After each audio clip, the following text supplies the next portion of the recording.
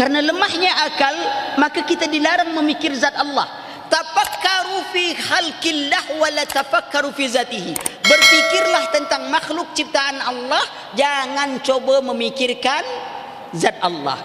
Doktrin bukan. Kalau antum ngomong doktrin salah. Itu bukan doktrin. Doktrin itu ajaran yang salah, harus diterima sebagai sebuah kebenaran. Itu doktrin tuh. Ini bukan doktrin Islam. Ini ajaran Islam yang membatasi akal manusia supaya tidak rusak. Maka itu banyak orang ngaji, baru 3 bulan ngaji, otaknya sudah rusak. Apa sebab? Dia nak mencari apa yang ada sebelum Allah ada. Tentu rusak otak tuh. Jangan berpikir tentang zat Allah. Ikhwan, lemah otak kita ini. Tak usah banyak lah nak saya contohkan. Ni kipas angin kan, tuh. Antum rasa angin kan? Ada tak yang tahu bentuk angin? Hah?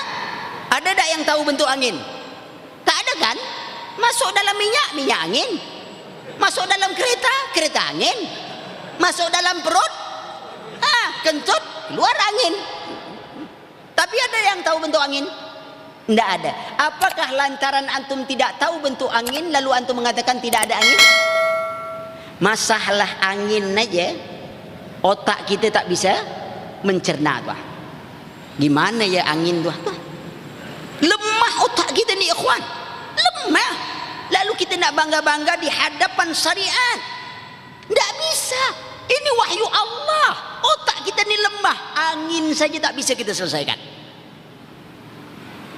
Yang dekat-dekat, anak tak nyontoh jauh-jauh lah. Tak perlu nyontoh sampai keluar angkasa. Wah, pening kita di dunia ini, bumi aja lah pening kepala kita nak mikirkan. Sampai bangsa alien lah, Elon lah sampai disebut. Alien urusan dia nak mencari sana-sana. Di dunia ini banyak musuh tu. Ini mencari pula musuh di luar angkasa sana. Pasal kita bingung-bingung hidup dunia ni. Ya. Kalau besok dia datanglah. Kasih makan, anggap tamu. Kalau dia datang kan. Kalau tadi dia tak datang, jangan undang dia. Tetangga kita dekat tak pernah kita undang makan. Alien luar angkasa tu undang-undang datang ke bumi. Susah-nyusahkan pikiran. Ya. Perhatikan, dosa jauh, dekat. Kita semua punya ruh kan? Pernah tak nengok ruh? Pernah ngomong dengan roh? Pernah mencium bau roh?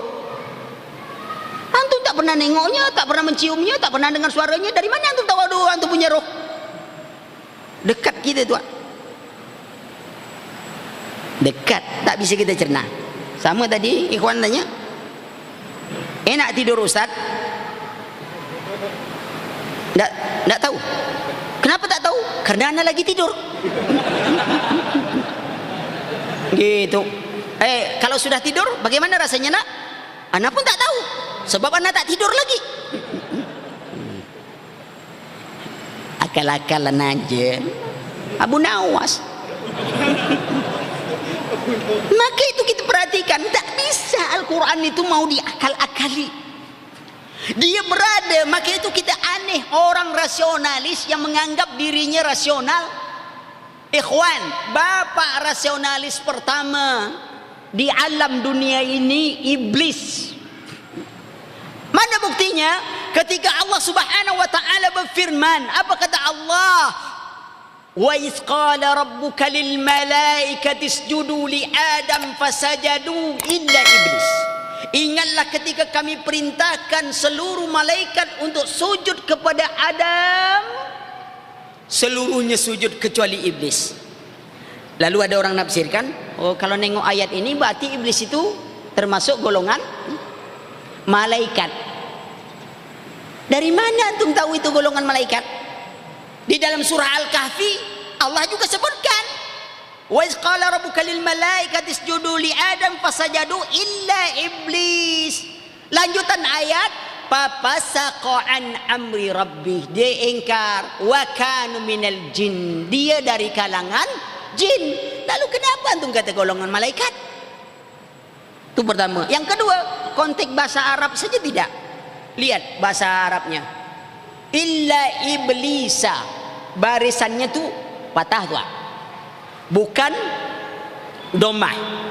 Baris fathah ini sudah memisahkan kedudukan iblis dari golongan malaikat. Wah, itu dinamakan di dalam kaidah bahasa Arab istisna munqati, pengecualian yang terputus.